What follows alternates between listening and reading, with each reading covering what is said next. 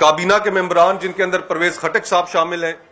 جن کے اندر علیم خان صاحب شامل ہیں، جن کے اندر زلفی بخاری صاحب شامل ہیں، جن کے اندر اور دیگر رہنما شامل ہیں پی ٹی آئی کے، ان سے آخر سوال و جواب کیوں نہیں ہو رہا؟ اور یہ تمام سزائیں، یہ تمام انویسٹیگیشنز اینڈ انکوائریز اپوزیشن کے ممبران کے خلاف کیوں کی جا رہی ہیں؟ پی ٹی آئی کی حکومت کا ایجنڈا بالکل واضح ہے کہ وہ اس ملک کو ون یونٹ بنانا چاہتے ہیں، اس ملک میں ون پارٹی رول کو سامنے لے کر آنا چاہتے ہیں، اور پاکستان پیپلز پارٹی کی قیادت چیئرمین بلاول بھٹو زرداری پچھلے کئی ماہ سے، جب سے وہ قومی اسمبلی کے اندر آئے، انہوں نے اپنی پہلی تقریر کے اندر ان وزیر اعظم کو سلیکٹڈ وزیر اعظم کہا، اور اس ملک میں جو ون سائیڈڈ اس وقت ایک تاثر اور میڈیا کے فریڈم آف ایکسپریشن کو جس طریقے سے گلا گھونٹا جا رہا ہے، ہر اس ایشو کے اوپر بات کی. لیکن یہ تمام چیزیں صرف اور صرف اس سلیکٹڈ حکومت کو مضبوط کرنے کے لیے اور اس ملک میں سے اپوزیشن کا صفایا کرنے کے لیے یہ تمام نظام بروئے کار لایا جا رہا ہے. آج میاں نواز شریف صاحب کو بھی سزا دی گئی. ہم دوبارہ اس چیز کو بڑا انفارچونیٹ سمجھتے ہیں کہ آخر یہ وہی احتساب عدالت ہے کہ جہاں پر اس وقت 4 سابقہ وزراء اعظم کے خلاف کیسز چل رہے ہیں، لیکن اسی احتساب عدالت میں پنڈی میں جہاں پر ایک ڈکٹیٹر پرویز مشرف کے خلاف کیس چل رہا ہے، اس کے چنے ہوئے وزیر اعظم شوکت عزیز کے خلاف کیس چل رہا ہے، اس میں کوئی پیش رفت نہیں ہو رہی. یہ عدلیہ کے لیے بھی ایک بہت بڑا سوال ہے کہ جے آئی ٹیز ہر چیز میں تو بنا دی جاتی ہیں، لیکن جنہوں نے اس ملک میں آئین کو توڑا، جنہوں نے اس ملک کے اندر ڈکٹیٹرشپ نافذ کی، ان کے خلاف کوئی جے آئی ٹی نہیں بنتی. اگر حکومت کے وزراء جہانگیر ترین صاحب، اگر ان کے کوک اور ان کے مالی کے نام اکاؤنٹس پکڑے جائیں تو اس کے اوپر کوئی جے آئی ٹی نہیں بنتی، اور تمام سوال و جواب اس وقت صرف اور صرف اپوزیشن سے کیے جا رہے ہیں. پاکستان پیپلز پارٹی کے لیے یہ کوئی نئی چیز نہیں ہے. ایک زمانہ تھا کہ جس میں طرح طرح کے الزامات لگائے گئے کہ آصف زرداری صاحب نے ایک شخص کی ٹانگ کے ساتھ بم باندھ دیا، اس الزام سے بھی بری ہوئے. اس طرح کے بھی الزام لگائے گئے کہ وہ منشیات کے کاروبار میں ملوث ہیں، اس سے بھی پاکستان پیپلز پارٹی بری الذمہ ہوئی. اور ہم نے اپنی انوسینس، اپنا پوائنٹ آف ویو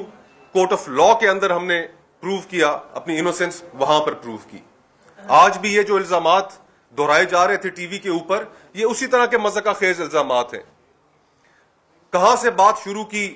اور اس کو لا کر صدقے کے بکروں کے اوپر اور دھوبی سے کپڑے دھلوانے کے اوپر ختم کیا.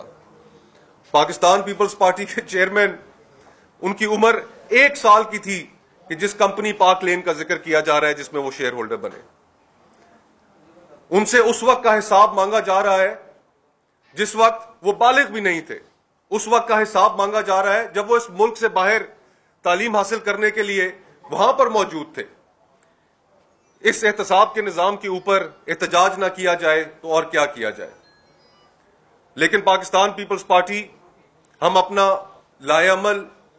پاکستان پیپلز پارٹی کے چیئرمین 26 تاریخ کو سینٹرل ایگزیکٹو کمیٹی کی میٹنگ ہے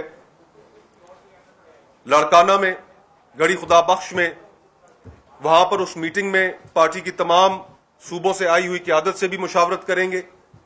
اور اس کے بعد 27 تاریخ کو وہاں پر اپنی تقریر میں شہید بے نظیر بھٹو کی برسی کے دن پر اس کے اندر اپنا مستقبل کا لائے عمل بھی دیں گے.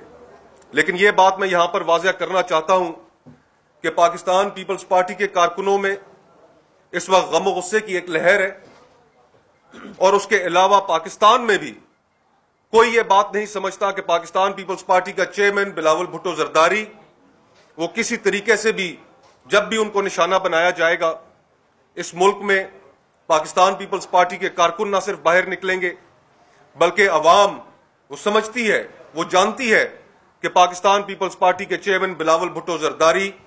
اس ملک کے لیے ایک امید کی حیثیت رکھتے ہیں، نوجوان ہیں، اور ان کے جو سٹانس ہیں ہر ایشو کے اوپر، چاہے وہ مسنگ پرسنز کے اوپر ہو،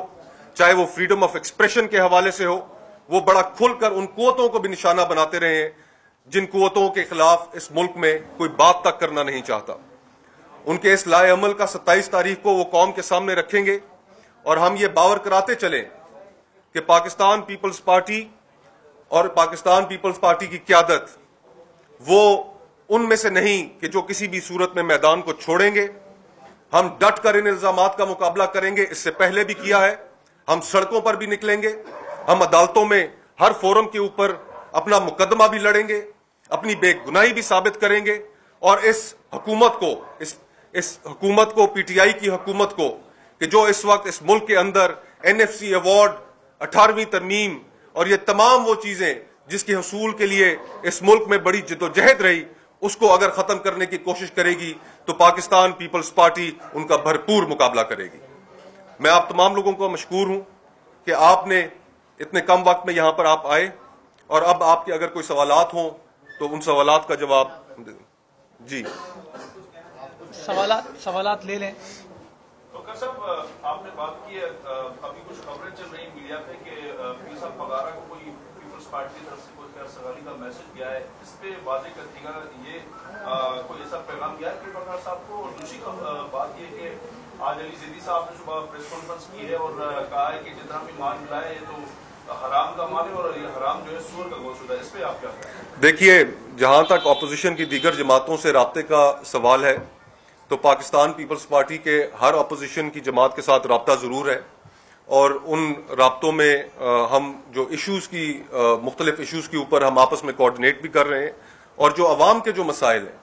और अपोजिशन का मुत्तफिका स्टांस, हम उन मसाइल को मद्देनजर रखकर। कराची में पीपल्स पार्टी रहनुमा प्रेस कॉन्फ्रेंस कर रहे थे और उनका यह कहना था कि जो वुज़रा इस वक्त हुकूमत में शामिल हैं उनके खिलाफ भी नैब केसेज इंक्वायरीज हैं, उन्हें गिरफ्तार नहीं किया जा रहा और उन्होंने शिकवा किया कि एहतसाब का अमल जो है वो अक्रॉस द बोर्ड नहीं किया जा रहा। यहां पर प्रोग्राम का वक्त खत्म हुआ। मुझे और रमशा कमल को इजाजत दीजिए। हमारे साथ नासिर नकवी साहब भी मौजूद थे। नासिर नकवी साहब, आपका भी बहुत शुक्रिया।